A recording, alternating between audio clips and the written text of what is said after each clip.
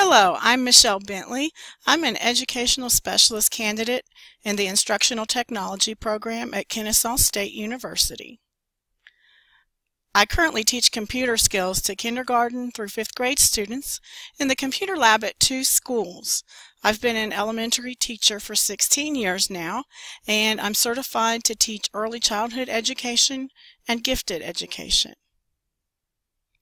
My capstone project is entitled Continuing Support for Interactive Whiteboards and Touchscreens. The project took place at Buchanan Elementary School where I teach. It's a rural Title I school in northwest Georgia and has about 413 students and 43 teachers. All classrooms there are equipped with a smartboard, one of various types of interactive whiteboards, also referred to in this presentation as IWBs. Throughout the course of the project, Clever Touch touchscreen panels were installed in some classrooms, and these interactive panels will be replacing the smartboards as they fail to operate properly. Teachers were using IWBs in much the same manner as a regular whiteboard, writing on them during lecture-style teaching or annotating projected materials. They were also projecting videos and other media, but the interactivity was not being used by many teachers. Much interactive whiteboard use was teacher-centered. Few students were engaged in learner-centered activities with them, or taking digital assessments that the principal would have liked to see more frequently in the classrooms. Technology funding is primarily used for hardware where I teach, so there is a lack of support for implementing technology at the school. Many teachers had asked for an interactive whiteboard refresher session, which would be helpful for new teachers too. Previous training at the district office had not been well attended and was not being offered again. The school receives little outside staff development due to budget concerns. Our technology funds are being used to outfit the school with Chromebooks in an effort to have more devices in the hands of students. The capstone project addressed the professional learning needed. It focused on providing several face-to-face workshops, personal coaching, and online learning modules to assist teachers with their ongoing interactive whiteboard needs. I'll mention some important research findings that helped me shape the plan for my project. Marzano and Hasted reported findings from an interactive whiteboard study involving 85 teachers who used interactive lessons. They found a student achievement gain of 16 percentile points. Lessons included the use of graphics in the form of video clips, downloaded photos, image-rich websites, charts, and graphs. This alone resulted in higher achievement gains of 26 points. Learning reinforcement provided by showing hidden answers, by dragging and dropping answers to the correct location, and by listening to applause sound clips when answers were correct resulted in gains of 31 points. The use of clickers provided a 26-point gain. Ursoy and Boskurt said interactive whiteboards allow highly visual learning experiences and collaborative opportunities for students, increasing student participation and motivation. They reported that teachers responded positively to interactive whiteboard use. Fine discovered that some pre-service teachers do not receive training with all the technologies they will need to implement in the classroom. She and her colleagues at Eastern Carolina University's College of Education developed 5 teaching and learning best practices for using interactive whiteboards in the classroom. Their guidelines are based upon an educational partnership between the university and Smart Technologies, an interactive whiteboard developer.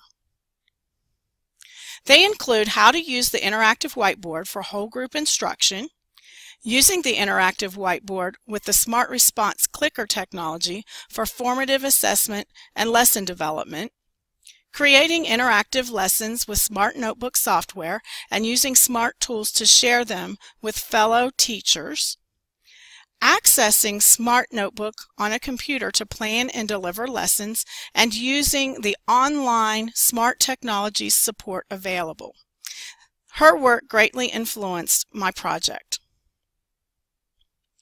Blanchard et al. Found that professional development was most effective for integrating technology when it was longer than a year in duration and allowed for teachers to reflect on and refine their pedagogical approaches.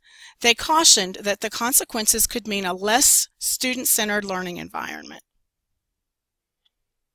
Research shows that training is key to ensuring interactive whiteboards' effective use. When merely used in older pedagogical ways, the impact can be negative. Incorporating learner-centered activities, digital assessments, and good pedagogy are important. Our teachers needed to have a long-term source of on-site, easily accessible interactive whiteboard training.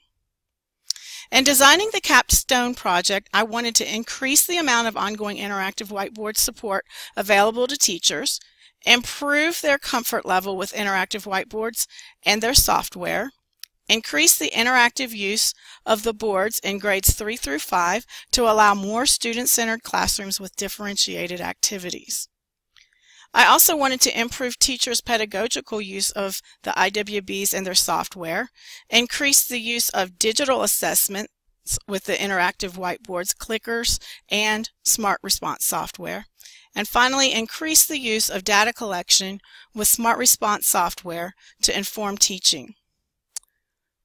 The project plan consisted of 4 hands-on workshops offered to teachers. First, the basics of smartboard use. Second, how to use Smart Notebook to create teaching materials and student-centered learning activities. Third, how to set up a gradebook in class and Smart Teacher tools, how to create and administer a digital assessment using Smart Notebook, Smart Response, and clickers. The final workshop allowed teachers to engage in game-based Smart Lab activities and learn to create their own to use with their students. It also showed how to use Response 2, with which students use their own devices to respond to digital assessments.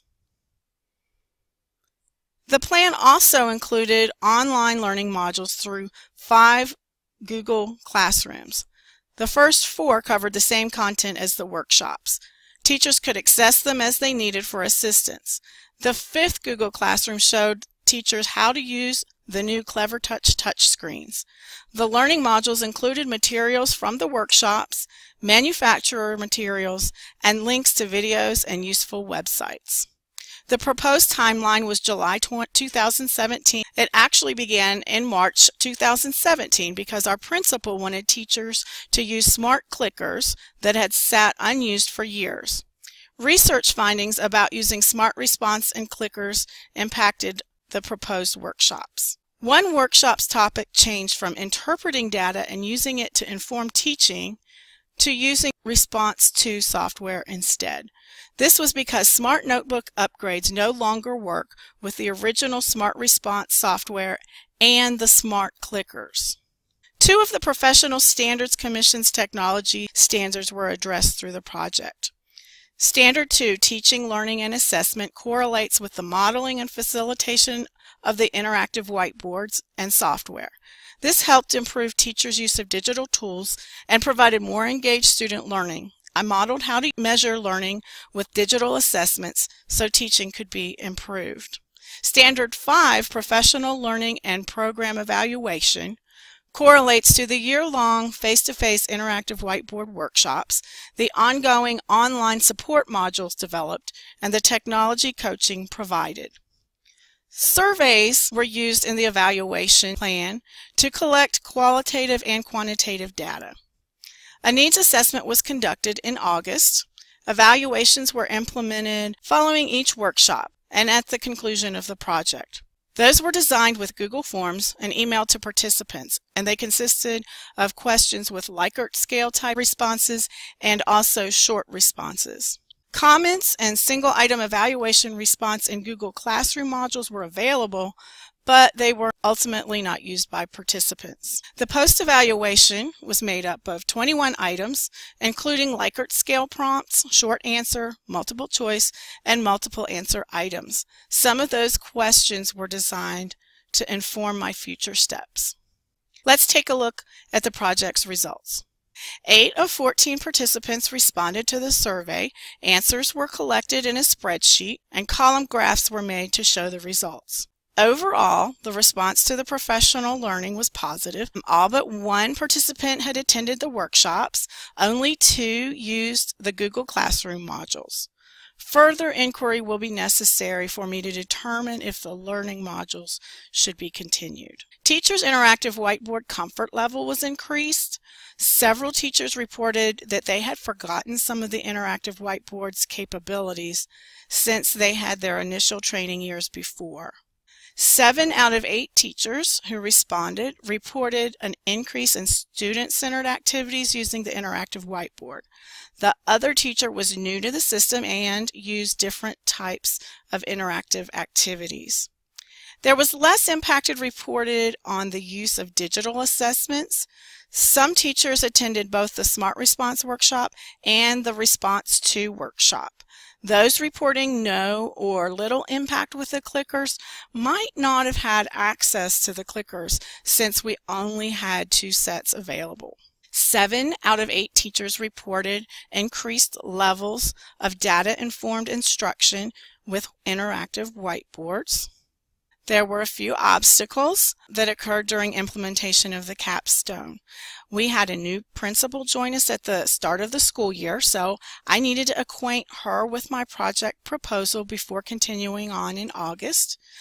Time was a major obstacle for myself and for teachers. They were more focused on another technology initiative, learning to become proficient with Google Apps for Education, and implementing those with students using newly purchased Chromebooks. I helped them with that. It was difficult to find information about the touchscreens, and there were none on site. So I found software that was developed by ITEC and used online resources. I also visited the district's high school for a demonstration. At the start of the new school year, a voluntary touchscreen session was offered by the district, which helped me as well. My recommendations are for providing ongoing technology learning to teachers, which is important for effective technology integration. Some teachers are uncomfortable with online learning. When considering online modules, it's helpful to gauge how well teachers use internet resources to learn new skills. Coaching might be necessary for them to implement learning modules to their fullest. Smart Notebook software was necessary for 3 of the workshops, and it's a complex software, so it could be divided into several workshops, which each address fewer skills. That would give participants more hands-on experience with a facilitator to assist them. Upon reflection, I'm now more knowledgeable about interactive whiteboards' full capabilities. I used a lot of online research to help me. I had used few of the IWBs capabilities until the time of my project, and I taught myself using developer and manufacturer manuals, YouTube videos, and the Lynda website. I learned a great deal about designing, developing, and implementing professional learning for teachers. My post-workshop evaluations gave me valuable qualitative data to help me understand what other information participants needed and how to improve the workshops. To improve the project, I would add more materials about CleverTouch touchscreen software. As these are installed to replace failing smartboards, more of our teachers are going to need assistance. Future plans are underway to learn more about the touchscreens and their Snowflake multi-teach and CleverLink software. I hope this presentation might help you if you decide to implement an interactive whiteboard project to help support teachers in your school.